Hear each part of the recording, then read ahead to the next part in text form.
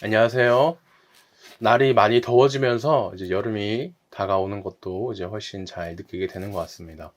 모두 또 건강하시기를 소망하면서 기도로 오늘 묵상도 시작하겠습니다.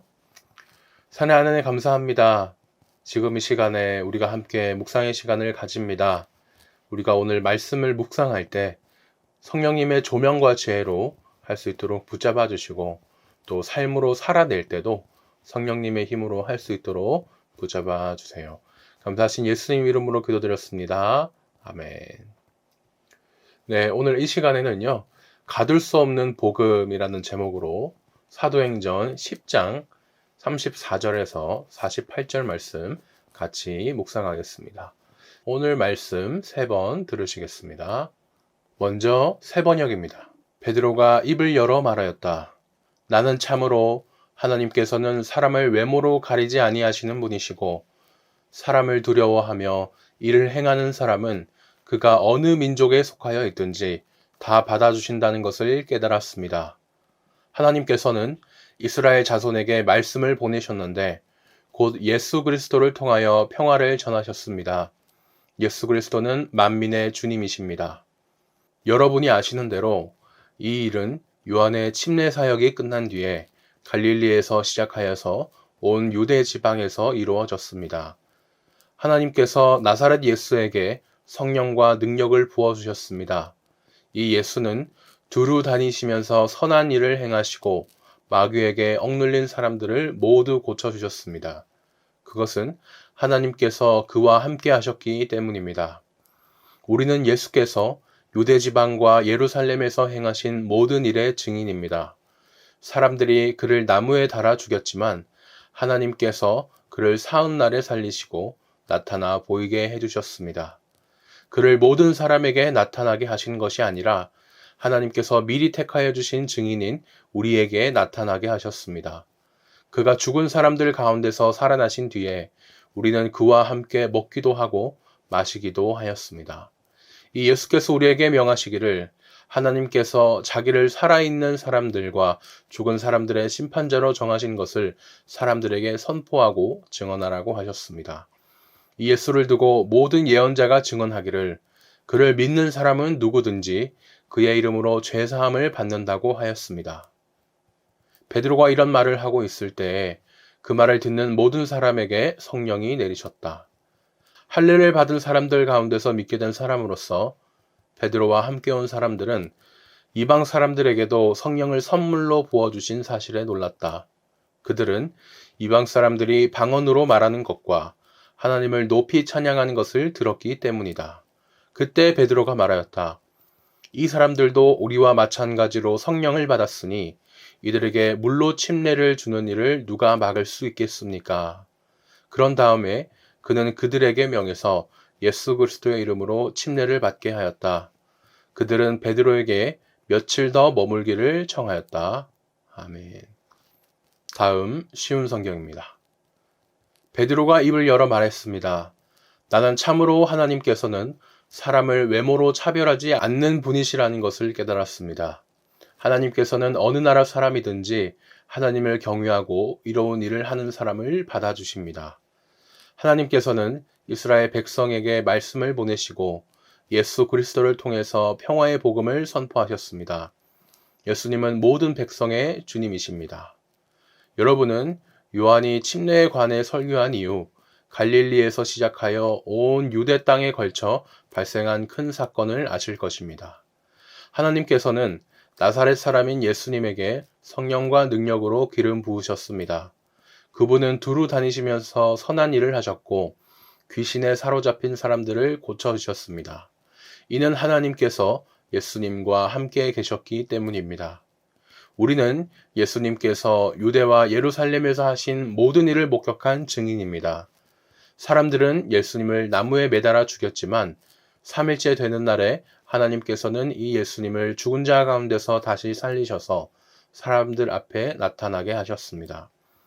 그러나 예수님께서 모든 사람들에게 나타나신 것이 아니라 하나님께서 이미 증인으로 택하신 우리들에게만 보이셨습니다. 우리는 예수님께서 죽으셨다가 다시 살아나신 뒤에 그분과 함께 먹고 마셨습니다. 예수님께서는 우리에게 명하시기를 하나님께서 이 예수님을 살아있는 사람과 죽은 사람의 심판자로 세우셨다는 것을 사람들에게 전파하고 증언하라고 하셨습니다. 모든 예언자들도 예수님을 믿는 사람은 다 그분의 이름으로 죄를 용서받는다고 증언했습니다. 베드로가 이런 말을 하고 있을 때 말씀을 듣고 있던 모든 사람들 위에 성령께서 내려오셨습니다. 베드로와 함께 온 할례받은 신자들은 하나님께서 선물로 주신 성령을 이방 사람에게까지 부어주시는 것을 보고 깜짝 놀랐습니다. 이방인들이 방언을 말하고 하나님을 찬양하는 것을 그들이 들었기 때문입니다. 그때 베드로가 말했습니다. 이 사람들이 우리와 마찬가지로 성령을 받았으니 이들에게 물로 침례를 주는 것을 누군들 막을 수 있겠습니까?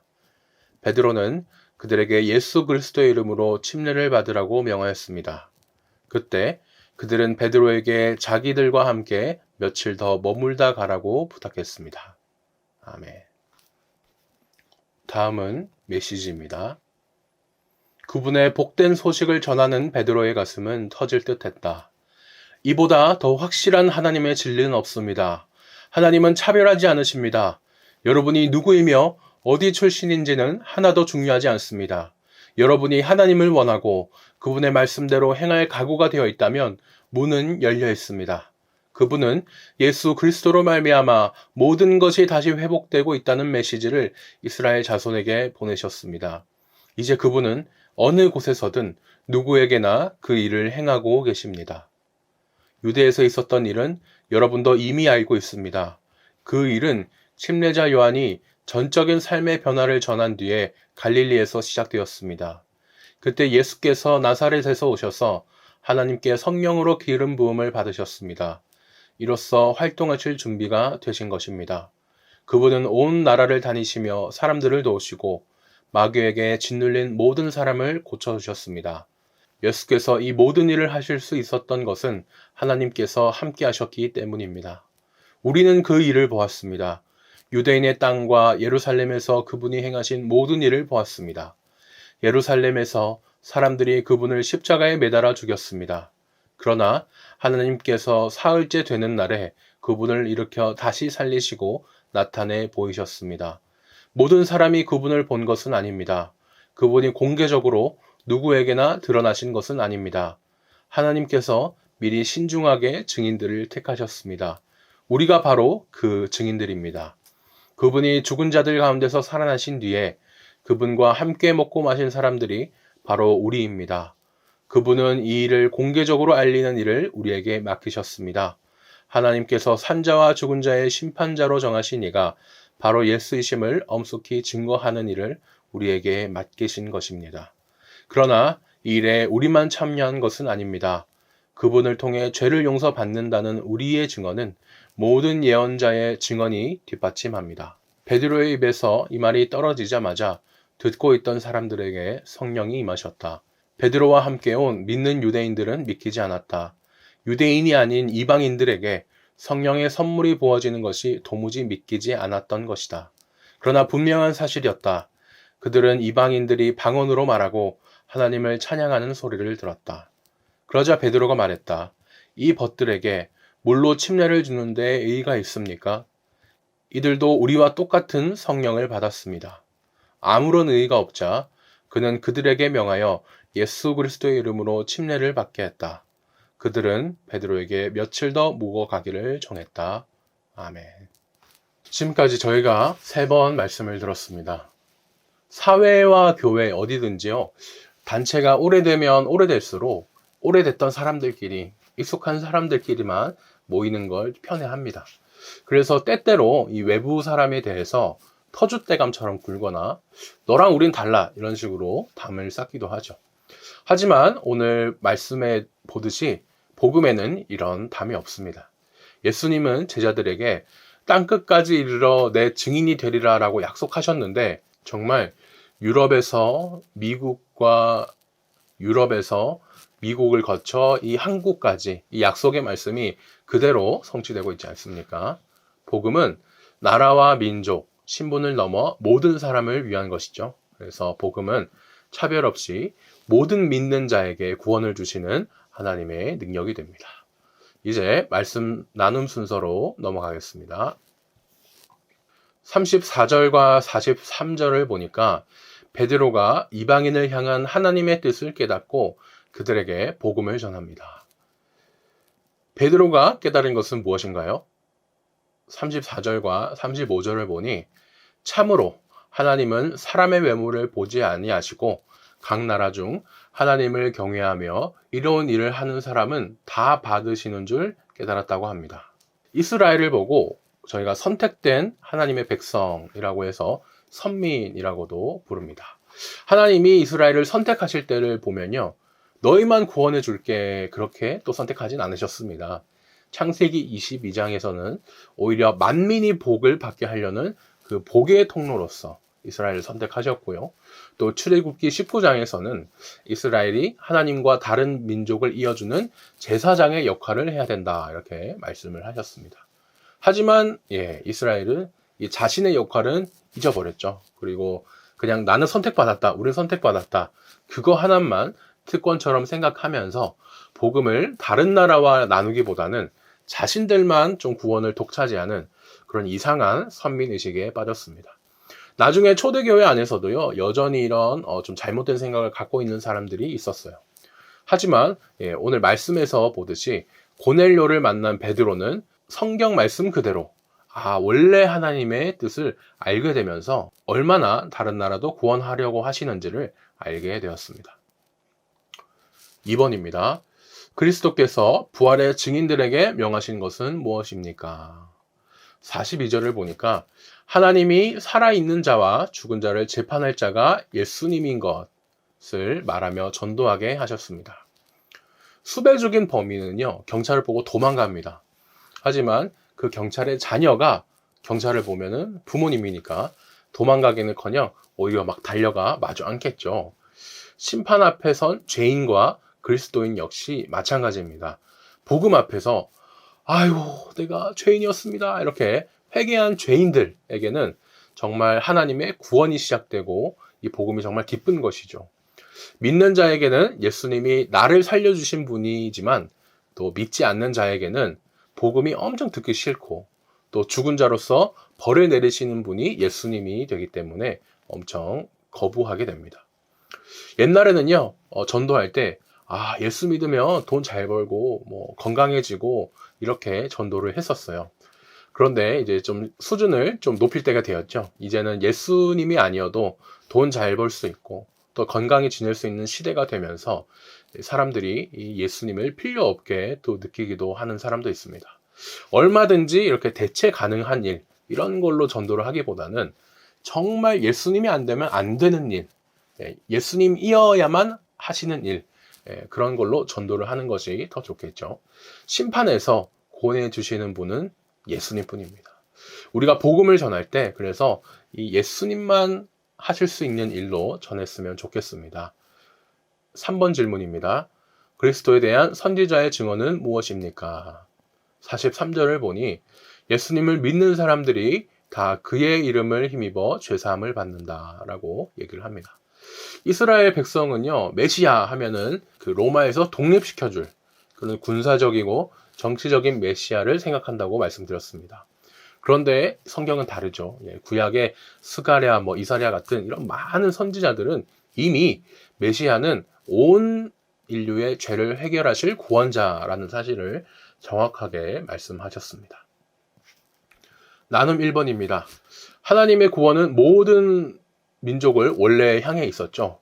하지만 많은 이스라엘 사람들이 잘못된 그런 선민의식을 갖고 있었고 또 그래서 하나님 뜻을 막고 있었습니다. 혹시 우리에게도 이렇게 복음의 전파, 전진을 가로막는 방해물이 있진 않을까 한번 생각해 보시면 좋겠습니다. 또 나눔 2번에서는요. 베드로가 고넬료와 그 집 사람들에게 복음을 전했듯 내 주변에도 내가 복음을 전해야 하는 사람들이 있습니다. 내가 전도 대상자로 삼아야 되는 사람, 또 혹은 내가 삼은 사람이 누구였는지 그 사실을 다시 생각해 보면 좋겠습니다. 큰 2번으로 넘어가서요. 44절과 48절에서는 베드로가 말씀을 전할 때 이방인들이 성령을 받습니다. 베드로와 함께 온 할례 받은 신자들이 놀란 이유는 무엇인가요?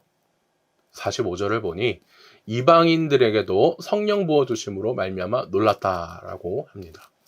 유대인 신자들은요, 자신들은 할례받은 백성이니까, 하나님이 사랑해 주시고 선택받은 백성이니까 뭐 성령 받는 게 당연해 이렇게 생각했습니다. 그런데 지금 이방인들도 자신들과 같은 성령을 받았죠. 깜짝 놀랍니다. 복음이 이방 나라에게도 퍼져간다고 했는데 이 유대인들은 자신들만 복음을 누리는 것처럼 그렇게 여전히 잘못 생각했었던 것이죠. 너와 우리는 달라 이렇게 무의식 중에 생각했던 겁니다. 그런데 오늘 우리 중에도 얼마든지 이런 일이 일어날 수 있습니다. 내가 저런 사람이랑 같은 취급을 받다니 기분 나빠. 나는 나도 죄인이긴 한데 저 정도는 아니지. 이렇게 은연중에 내 마음에 영적 우월 의식이 있지는 않은지 한번 생각해 보면 좋겠습니다. 저도 많이 반성을 하고 또 회개를 하게 됩니다. 우리 모두 죄인이고 또 우리 모두 예수님이 필요하니까 저 사람은 전도 될 만한 사람이야. 내가 전도 한번 해볼 수 있겠는데.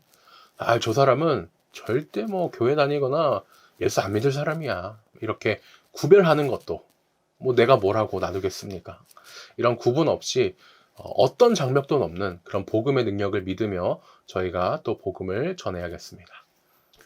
2번으로는요. 베드로는 성령을 받은 이방인들에게 무엇을 베풀었습니까? 라는 질문입니다. 47절, 48절을 보니까 예수 그리스도의 이름으로 침례 혹은 세례를 베풀었죠. 마가 다락방에서 오순절 성령 강림 사건이 이제 유대인들에게 일어났습니다. 전에 유대인들에게 일어났는데 오늘은 지금 고넬료 집안에서 이방인들에게도 이 성령 강림 사건이 일어난 거예요. 유대인이면 누구나 이제 아기 때 할례를 받는데 그런 할례도 안 받았고 또 아브라함의 피를 생물학적으로 받은 것도 아닌데 하나님은 이 이방인들도 바로 구원해 주시면서 성령님으로 찾아오셨습니다. 전통과 상식, 이런 우리의 모든 생각이 담같이 있었는데 이것을 정말 뛰어넘어서 또 하나님이 역사하고 계십니다. 나눔 3번입니다. 할례 받은 유대인들의 신자들은 이제 이방인들이 회개하며 예수님을 믿으니까 막 놀랐죠. 유대인과 이방인 사이에 뭔가 차이가 있다. 너와 나는 다르다. 이런 어리석은 선입견이 깨지는 순간이었습니다. 우리도 혹시 이런 어떤 사람, 선입견, 고정관념 이런 게 복음의 역사로 인해 깨진 적이 있으신가요? 함께 생각해 보면 좋겠습니다. 이제 기도 제목 나눕니다. 나의 삶에 있어서는 복음을 전하는 일에 힘을 다하는 내가 되게 해달라고 함께 기도하시고 또 우리 늘찬양 교회를 위해서는 복음을 가두는 편견과 선입견을 깨트리고 복음의 확장에 힘쓰는 교회가 되게 해달라고 기도하셨으면 좋겠습니다. 함께 또 찬양을 들으시면서 기도해 보시고 또 주일날 뵙도록 하겠습니다.